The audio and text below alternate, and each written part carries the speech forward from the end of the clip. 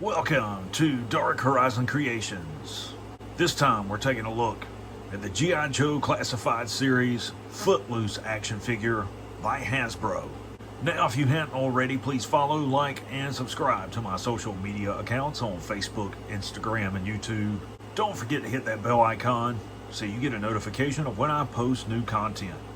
Alright, so tonight, after a long battle with COVID, I am back, and this time we're taking a look with the G.I. Joe classified series Footloose. This is number 156 in the line. This is a really nice action figure. There are things about this action figure that I like. There are things that I don't like that we'll get into in just a moment. First, let's talk about the packaging. So we've got a black enclosed window display box. I like the design of the packaging for these figures. I like the subdued color that they've chosen to go with here. G.I. Joe classified series banner down at the bottom. G.I. Joe emblem just above that in the upper left. Of course, you see the action figure and the accessories prominently displayed in the slide out tray. This side panel, you've got some artwork of Footloose. On this side panel, you've got the skill symbols for the character as well as the QR code. On the back of the packaging, you've got your obligatory product shots of the action figure and an action sequence. And I have to wonder if they intentionally put that M1A2 Abrams main battle tank in the background just to tease us, because the current HasLab is that stupid Snowcat when everybody really wants a Mobat. I guess the only option is to go out and buy the Ramen Toys version. Down below the image, you've got those same skill symbols. Over on the right, you've got some close-up shots in the inset, the shoulder patch, as well as the shark face design on the M72 Law. Alright, so here's what you're going to find inside the packaging. You have the action figure, of course. Then down at the very bottom, you can see the M16 rifle. I really like these older style M16 rifles that they are issuing with the G.I. Joe classified series. They have that short buttstock on them. That works really well for these action figures when you're trying to set them up in a realistic shooting pose, because weapons with a longer stock don't always work as well with these figures. Just above that, you've got a rucksack. Above the rucksack, you've got the M72 Law light anti-tank weapon rocket launcher. It does include a single projectile. You've got what's supposed to be some sort of M1911A1. Over on the right, the action figure's left, you can see the helmet. And then down below his left hand, you can see a fixed blade combat knife. Alright, so here we have Footloose outside of the packaging. I am really impressed by this action figure. You can see he's got on some modern take of woodland camo, doesn't have any black in it. He's got on a chest rig, got a flashbang up there on the chest rig. He's got on a modern style gun belt. He has on a watch, bracelet on his right wrist, black combat boots. Just a really nice looking action figure. So let's bring him in closer so you guys can see the attention to detail on the head sculpt. A lot of nice shading there on the face sculpt there. Reverse flag patch on the right shoulder. That's really good to see. You rarely see anyone with a reverse American flag patch on their left shoulder. Sometimes, but not often. You see he's got a utility pouch here. Holster up on his gun belt. He's got two tourniquets on the back of his belt. That's really cool. I like that kind of detail. Molded in spare mag for the rifle. It's not removable, but at least it's still there. More accessory pouches, mag pouches. Just a really cool looking figure. As far as articulation, the head and neck on separate ball joints. Full range of motion. Forward and lateral movement, the shoulder, bicep rotation. He does have a butterfly joint. Upper arm rotation, double jointed elbow, wrist swivel, and wrist pivot. Torso's on a ball joint on the bottom. And it's also, I think, on a ball joint on the upper torso. It's not hinged from what I can see. Forward and lateral movement of thigh, drop down thigh joint, thigh rotation, double jointed knee, lower leg rotation there. The ankle and the foot will pivot and roll. And he's got on jungle boots. I do like that. I think that looks really cool. All right, let's talk about accessories. Footloose does include a fixed blade combat knife. It's got a black Zytail handle there, silver blade. That's gonna fit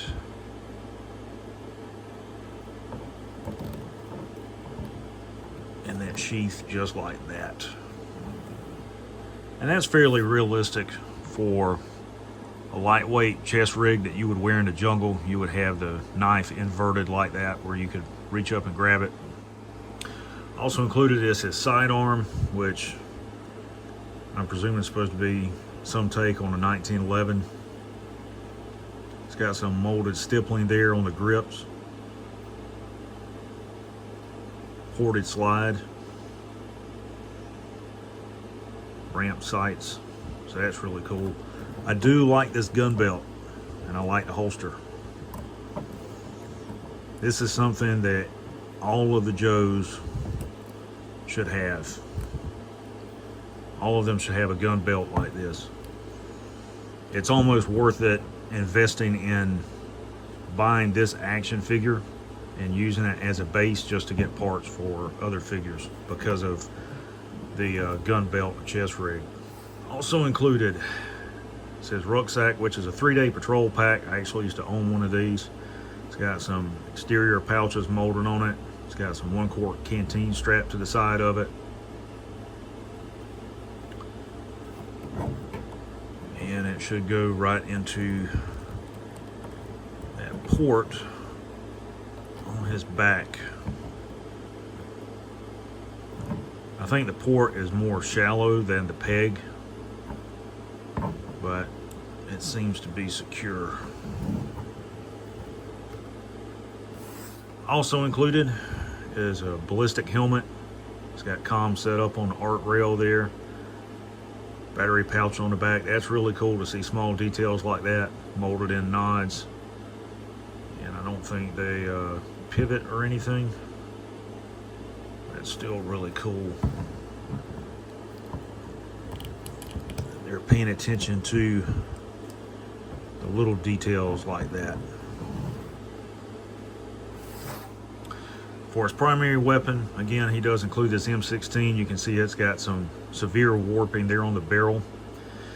Only way to really remedy this is to get some super hot tap water or even boiling water and immerse it in that water for about 20-30 seconds, straighten it out, and then immediately dunk it in cold water so that it'll hold its shape. But this is set up like an old school M16A2 rifle. It's got a detachable 30-round box magazine. It's got a molded 3-power scope on it, which is similar to the old Colt 3-power scopes. I had one of these on my M16 that I owned, and it's got a shorter stock on it. And again, this works out really well with the G.I. Joes if you're trying to get them up into a realistic shooting position, which honestly is really hard to do sometimes with these figures, but I will attempt to show you guys what I'm talking about.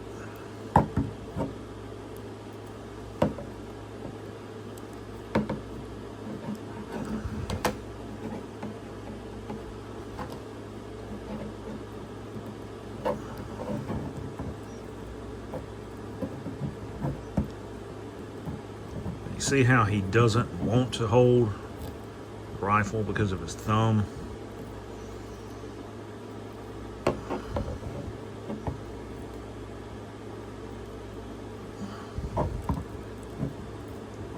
Once you can get that squared away,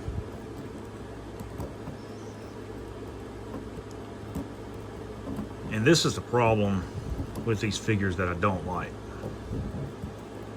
You guys can see this. So from a side elevation, that might look good for toy photography,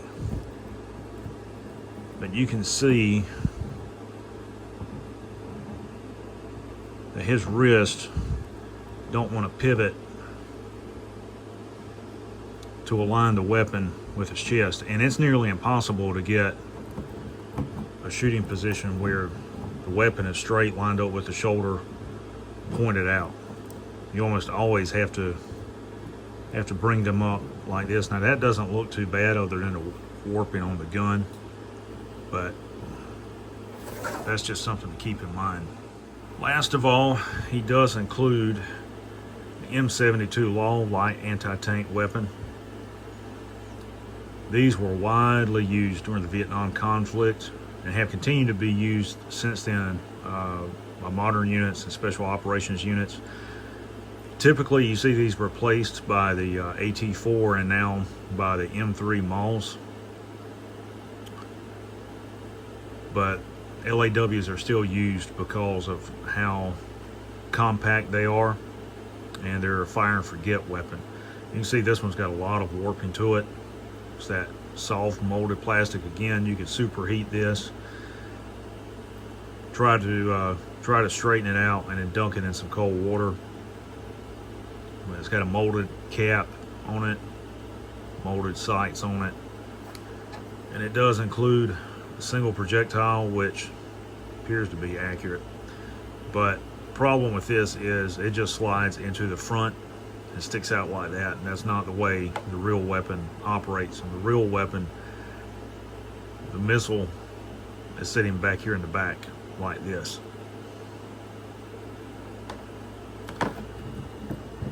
And I don't know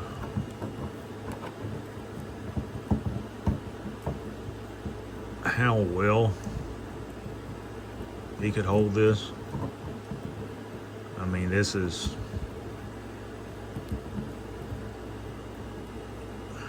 not accurate at all, but that's pretty much what it looks like. For him to hold this, his support hand would be under the front of the tube like that, and his strong side hand would be up here, his finger releasing the safety and then mashing the trigger to fire the weapon. Overall, really cool action figure. I do like it. As I've said many times before in my previous reviews of the Classified series, I am not a fan of the soft rubber weapons. They're warped. I'm also not a fan of the fact that they do not include a display base with these action figures. If you're a collector or fan of G.I. Joe, I highly recommend picking this action figure up. So there you have the G.I. Joe Classified series Footloose by Hasbro.